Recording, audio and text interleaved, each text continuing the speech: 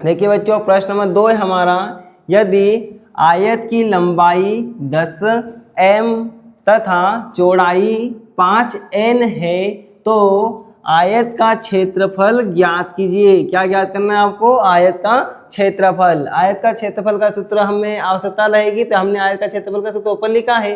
क्या होता है आयत का क्षेत्रफल? लंबाई गुणा चौड़ाई होता है। तो हम इसका सूत्र लगाएंगे। पहले दिया है वो लिख देते हैं। क्या क्या दिया है आपको? दिया है आयत की लंबाई, यानी कि आपके पास दिया है लंबाई।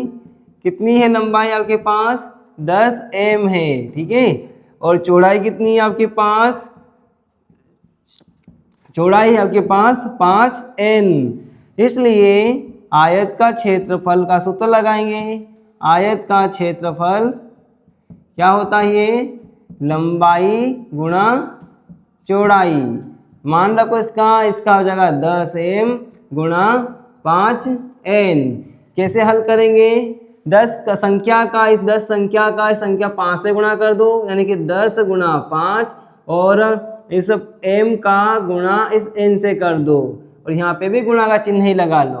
तो 10 पंजे 50 और m का n से होगा तो m n हो जाएगा।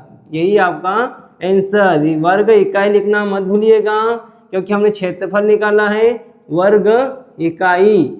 हमारे पास इसकी कोई इकाई नहीं दी गई है, इसलिए हम इस तरह से लिखेंगे वर्ग इकाई। चलो देखिए बच्चों, परीक्षा के लिए ये बहुत ही आईएमपी क्वेश्चन है, तो इसलिए हम इसका एक बार रिवीजन कर लेते हैं।